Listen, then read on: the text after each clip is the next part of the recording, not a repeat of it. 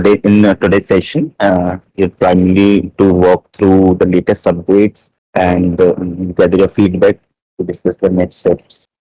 Good afternoon, Mr. Yadav. How are you? Okay. So, yeah, thank you for the opportunity to present again and giving us your time. So, following up to our last discussion, I think, we kind of went back, evaluated it more deeply. And now I think the solution we have relates more to, how we structured the requirements towards the beginning. So, the solution that we intend to present to you today is solving the very specific problem statements that we started with. Essentially, saying that there is a lot of knowledge scattered across multiple documentations where we have manuals, we have some documentation from the OEMs. There are correction slips coming in, engineering drawings. So all of these sources, they are bringing in the knowledge, but it's scattered around. And engineers, when they need ready information, that's not available, right? I mean, not available readily. They have to scan through different documentation, scan through different correction slips, and then eventually get to a point where they understand what is the actual procedure that they want to follow that has gone through an approval and review workflow, and then eventually is available to them. So that is a problem that we try to solve today for you. So what we're essentially doing is, we're taking the problem statement that says, a single maintenance instruction may have different revisions, multiple correction slips. There may be an OEM advisory that comes in and it will go through changes, right? And those changes are not what we want our engineers to really bother with, right? We want them to have ready information in terms of what is the latest revision on what has been approved as a process. So broadly, what our understanding of the problem statement again becomes is that Vande Bharat fleet is expanding, number of correction slips is growing, technical documentation is growing, and our mechanics and engineers, they're having a hard time scanning through all this material, really get to the information that they need. Okay, so the objective that we are essentially going through today is our engineers going from searching across documents to accessing knowledge that has been consumed by a platform with the documentation that we have, and it goes through a governance workflow. And eventually, what is available to the mechanics and engineers is the latest approved version of that knowledge. So here's our solution. It's called Rail Sarthi. One platform, okay, where we ingest the manuals, correction slips, any OEM documentation, drawings, training material, and all this information is collected into a repository, and our AI agent is now able to generate content which goes through human intervention, goes through review and governance, and eventually becomes a publication that is available to the engineer. Also, when we started and in our last presentation, we were kind of focused towards, ingesting the document and then having AI format it into something that may be readable by the engineer, which is not really our intent. Our intent is to really modularize that knowledge, right? And convert them into reusable components that can be published across different publications. And then a unified source of truth for engineers to search for and ask for that knowledge. So the way we have architected our application is, it parses the documentation, restructures it, classifies it, cross-references, and then it reconciles across all revisions. And what is available to the engineer is the currently approved instruction. And what gets it to currently approved instruction is really a governance process, which goes through an author writing the documentation or generating the documentation, an SME reviewing it, a supervisor then reviewing and approving it, and then the final administrator approval that makes it publication ready. So at the heart of the solution, we have an AI assistant where an engineer can ask questions and get responses from approved knowledge, search for specific knowledge components, ask questions in native voice, and have access to training and then administration and governance across the platform. So like I said, we are modularizing knowledge components. These modules are version compatible. Every publication maintains a version history. There's a traceability. There's a cross-referencing. even if you ask a question to the AI assistant or search for a knowledge component, it has a traceability and cross-referencing to the knowledge component where it is gathering that data from. The other problem that we wanted to address was correction slips. So let's say there's some technical specification published in a document, and then there's an email coming from the OEM saying that some specification needs to be changed. These are kind of scenarios where we have correction slips, right? And every collection slip will now be tagged on to that knowledge component across publications, and there will be a traceability to look at how many correction slips have gone into that component and what changes have been introduced. So regardless of how many correction slips get introduced into the system and how many corrections get made to a knowledge component, the engineer will always have access to the latest currently approved version of that information. Okay, so I think at this point, Mr. Yadav, we will jump into the demo rather than going through more slides. So let me quickly take you through the demo of the application itself, where I think you will get a better idea. There we go. Can you see my screen? So this is what the new platform looks like, right? It starts with an authoring studio where our authors are really writing or generating that documentation. Okay. And where it is getting that information is basically we have ingested information from the Vande Bharat manual. Okay. And all of this knowledge has gone into a RAG repository where our AI agent will be able to get information from. So let's say, for example, we want to create a general information component. Okay. And we want to say general description of trailer bogie. And now I want to generate content for this general description with AI. Okay. So I would just say general description of trailer bogie. Okay. So now what the application has currently done is, or what the AI agent has done is, it has listed all the reference content that is available from the ingested documentation. Okay. And now we are able to generate a structured formatted knowledge component that can be reviewed, approved, and then published. Okay. So this is what the knowledge component would look like. There is an overview, purpose, description, key concepts, related systems. The next step is we can go and attach any image assets to the knowledge component, which can be a CAD model, can be an external video, or it can be an ingested image as well. So let's say I want to attach this image to this component, and now I want to submit it for review.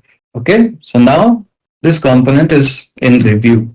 The next step would be for the reviewer to look at the component to be reviewed. He would have the ability to review the content and then approve the component, request changes, or reject it. Once the SME reviews it and approves it, it goes to the supervisor, and supervisor would have to again look at the documentation and eventually approve. And once the supervisor also approves it, then comes the final administrator approval. Okay. And post this approval, it is now ready to be published. Now your administrator will be able to create a publication and add any approved components to that publication. Okay. Let's say trailer bogie maintenance manual, create a publication draft, and eventually publish. So now this is a published manual. Now when I go to the mechanic view, the mechanic would look at an approved library of publications. Okay. And then he would be able to go and read the documentation, or he would be able to ask questions or search for specific components. The good part here is that the engineer would only be able to look at approved knowledge components and the latest currently available information. So let's say in our publication, we have not introduced emergency brake procedure yet, right? So if I want to search for emergency brake procedure, it will not give me any information. It says no approved knowledge found. Okay. So let's say I go back to authoring and I create another procedure. Yeah. So what I'm doing now, Mr. Yadav, is I'm creating a new component for emergency braking procedure. Okay. So now when you look at it, we've generated this with AI. It gives us the preconditions, procedure steps, and all of this is coming from the ingested information from the documents that we've uploaded into the portal. Okay. So now what we can do is go through the review cycle again, where it will go through reviewer approval, it will go through supervisor approval, and finally administrator approval. Now we have an already published publication here, right? And we want to add the emergency brake procedure into the same publication, but in a different version of it. So what the administrator would do would be he would create a new version, let's say 2.0, and description he would say emergency brake procedure added, and then he would create a version draft. Okay, so till now there is still one published publication and a draft publication. I will go to the author. Okay, and author has already created an emergency brake procedure. So what the administrator would do now, he would go to edit manifest and add the emergency brake procedure to the publication, save draft and publish. So now if you see, the version 1.0 that we had created earlier is now a superseded version, and the currently published version of the publication is 2.0. So if we look at the mechanics view now, he has only the visibility to version 2.0. And what he can do is he is looking at emergency brake procedure, and there is a badge here that tells him that this has been added new. Okay.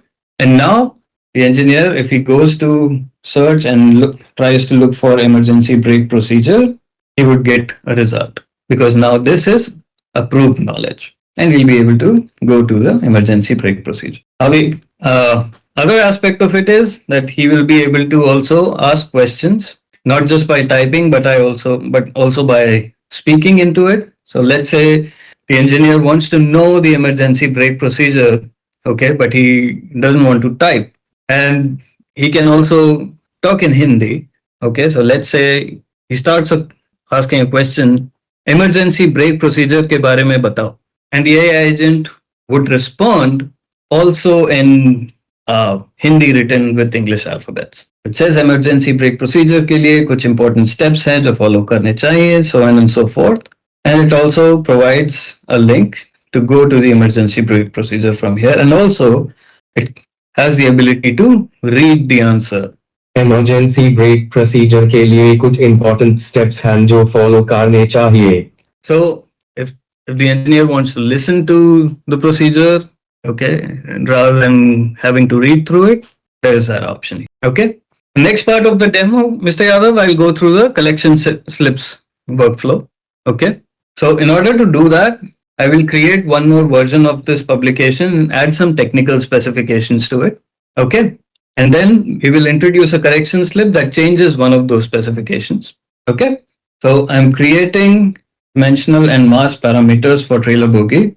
Okay. And as I type, it is searching through the ingested information and creating a list of all the components where it is going to get that data from. Okay.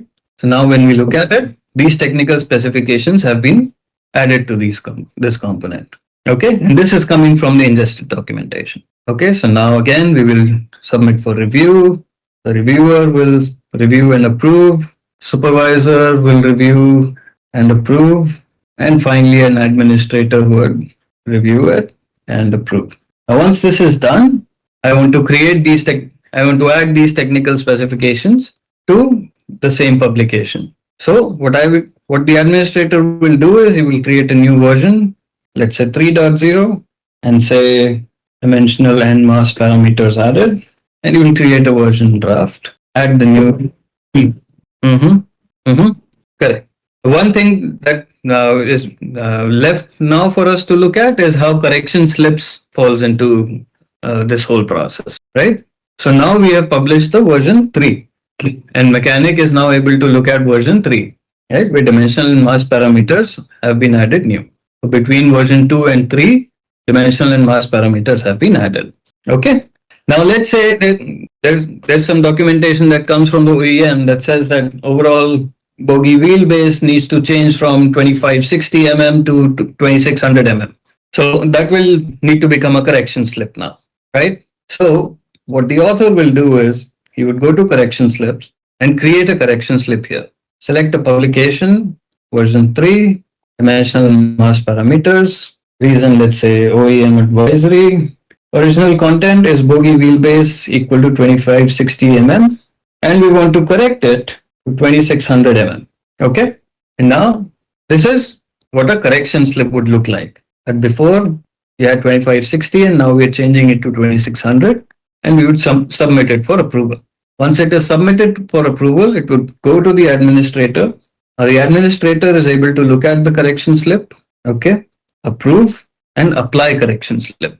So now this correction slip has been applied to the publication. So if we go back to the mechanic view and we look at the publication, now if you see the bogie wheelbase has been changed to 2600 mm, and there is a correction slip lineage here, which tells me that there has been a correction slip applied to this component. So this is pretty much the use cases that we have identified that solves the problems that we have started this presentation with. So any questions at this time, Sayadav? Right. So this is the user interface for an end user, right? Where we have a dashboard that tells me recent publications, some quick actions if I want to search, if I want to access some information by asking an assistant, or I want to go into the publications library. And below it, it shows me some of the recent correction slips that have been applied. So this is more of a dashboard view for the end user. Okay. And then we have the media library. So here we can, let's say, embed some videos from external. Channel पहले और दूसरा segment दोस्तों अपने लोगों में जो make in India So the end user will be able to play these videos from within the portal. It has been embedded with a YouTube link. Okay. And this YouTube link can be attached to any knowledge components as well. Okay. So if the end user is accessing a publication and then going through a knowledge component, he can actually stumble across this YouTube video and watch it there. Another part of it is, let's say there's an image attached to any documentation. Now, looking at this document, we have enabled one more AI capability here where we ask our AI agent to explain this image. Okay. So it will again go back, look at the ingested documentation, look at the approved knowledge base, and then combine it together to provide an explanation for this image. What does this image really mean? What are the key components of this image? What is the operational context? What is the maintenance guidance? Right? So all of this content is getting generated using AI so that even if the end user is looking at an image, he can generate some context and create some learning out of it.